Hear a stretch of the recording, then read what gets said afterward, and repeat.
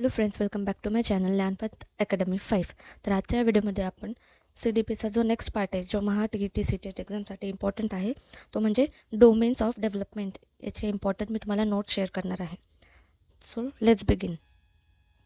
तर growth and development काल आपण शिकलो आहोत आणि त्या लेक्चरमध्ये आपण ग्रोथ आणि डेव्हलपमेंटचा डिफरन्स काय आहे ते शिकलो होतो. ठीक आहे. नेक्स्ट आपली कन्सेप्ट जी आहे ती आहे मॅच्युरेशन. मॅच्युरेशन म्हणजे काय? मॅच्युरिटी येणे.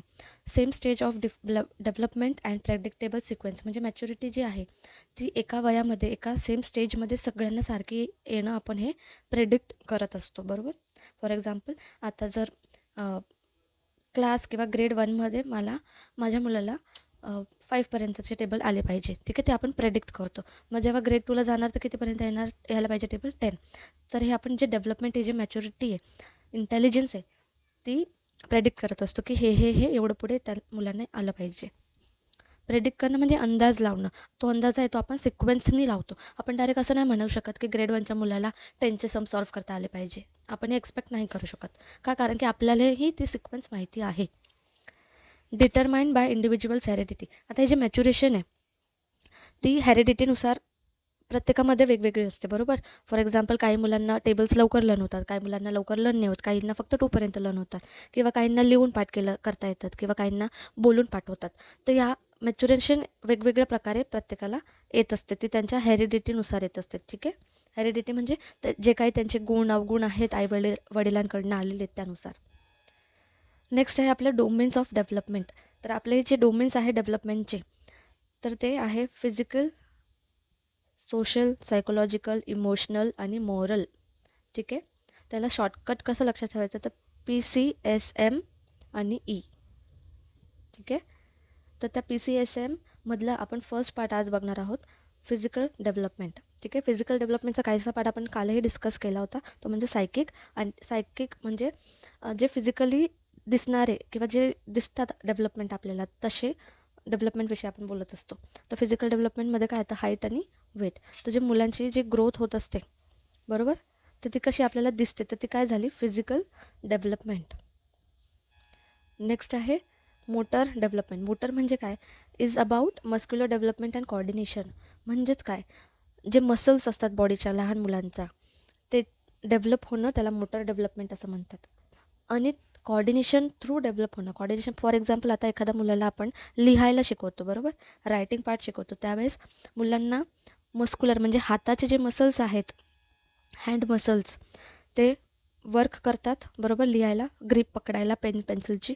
आणि त्याचबरोबर डोळ्यांनी ते बघतही असता, आय हँड कॉर्डिनेशन म्हणतो आपण.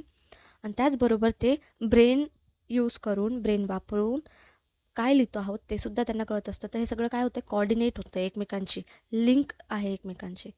आणि त्याचबरोबर ब्रेनचे मसल्स, आईजचे मसल्स, हँड्सचे मसल्स यूज होत असतात आणि ते डेव्हलप होत असतात. नेक्स्ट आहे आपलं language development. The way children learn language. आता लँग्वेज म्हणजे भाषा. मुलं कशा पद्धतीने शिकतात? भाषा ही शिकते, वाढते त्यांची, बरोबर. फॉर एक्झाम्पल, आज लहानपणी मुलं ABCD शिकतात, त्यानंतर ते 3 लेटर्स, 4 लेटर्स, वर्ड्स बनवायला शिकतात. ठीक आहे. त्यानंतर ते सेंटेन्स शिकतात, त्यानंतर ते पॅरेग्राफ, रीडिंग शिकतात, मग रायटिंग शिकतात, मग त्याच्यानंतर मोठे मोठे लेसन्स वगैरे त्यांना असतात. तर काही हे लर्न करून, बोलून, रीड करून, काही ऐकून, स्टोरीज थ्रू, अशा वेगवेगळ्या पद्धतीने शिकत असतात. ठीक आहे. आणि शिवाय ज्या भाषा आपण घरात बोलतो, हिंदी, इंग्लिश, मराठी, ते सुद्धा मुलं शिकत असतात. तर कोणी आपल्याला कॉपी करून शिकतं, कोणी आपल्याला ऐकून शिकतं. ठीक आहे. तर प्रत्येकाची वेगवेगळी पद्धत असते लँग्वेजसुद्धा डेव्हलप करण्याची. नेक्स्ट आहे आपलं सोशल डेव्हलपमेंट. सोशल म्हणजे काय? ज्या गोष्टी आपण आपल्या अवतीभोवती शिकत असतो. Cultural and social influences on personality of child. म्हणजे काय? त्या मुलाच्या आजूबाजूला कसं वातावरण आहे, त्यातून तो शिकत असतो बऱ्याचदा, बरोबर. आता आपण आजकाल बऱ्याचदा म्हणतो की मुलं मोबाईलचा वापर खूप करत आहेत, पण ते मुलं का करत आहेत? कारण की आजूबाजू त्यांचे मोबाईलचा वापर करणारे खूप त्यांना जास्त दिसतात, बरोबर. तर जे आजूबाजू जे वातावरण तुम्ही निर्माण केलं आहे, तेच मुलं शिकणार आहेत. मग ते तुम्ही कल्चरल थ्रू द्या का सोशल थ्रू द्या, बरोबर. म्हणजेच काय? काही तुमच्या कल्चरमध्येच तसं वातावरण असतं, काही सोशली असतात, बाहेरून ते शिकत असतात, जसं फ्रेंड्सला बघून वगैरे ते शिकत असतात. Emotional development. Different emotions and variations at various stages and how they grow. म्हणजे काय? फॉर एक्झाम्पल लहानपणी मुलं खूप हट्टी असतात. मोठं झाल्यावर त्यांना कळत असतं की हट्ट करून काही उपयोग नाही आहे किंवा ती वस्तूला खरंच अर्थ आहे का हट्ट करून. या गोष्टी डेव्हलप होतात म्हणजेच काय इमोशन्स वाढत असतात. त्याचबरोबर अँगर, हंग्री, भूक लागणे, रागवणे, त्यानंतर भूक लागल्यावर आईला सांगायचं असतं. हे सगळे इमोशन्स थ्रू करतात किंवा आईलाही कळतं चेहऱ्यावरनं मुलांच्या की जे हावभाव चेहऱ्यावर दिसतात त्याने आई अंदाजा लावून घेते की बाळाला भूक लागली आहे किंवा काय, बरोबर. तर ते इमोशन्स थ्रू कळतात आपल्याला. नेक्स्ट आहे मोरल डेव्हलपमेंट. मोरल म्हणजे काय, values development and deals with what is wrong and right. तर मॉरल डेव्हलपमेंटमध्ये आपण व्हॅल्यूज देत असतो, म्हणजे काय, शिकवण देत असतो, पद्धती शिकवत असतो, काय बरोबर आहे काय चुकीचं, ह्या सगळ्या गोष्टी आपण त्यांना सांगत असतो. तर ते कशा अंडर येतं, तर ते मॉरल डेव्हलपमेंट अंडर येतं. तर हे होते आजचे आपले 5 डोमेन्स जे खूप इफेक्टिव्ह आहे डेव्हलपमेंटसाठी. काय डोमेन शिकलो, PS म्हणजे फिजिकल, सोशल, त्यानंतर लँग्वेज, मोटर, इमोशनल,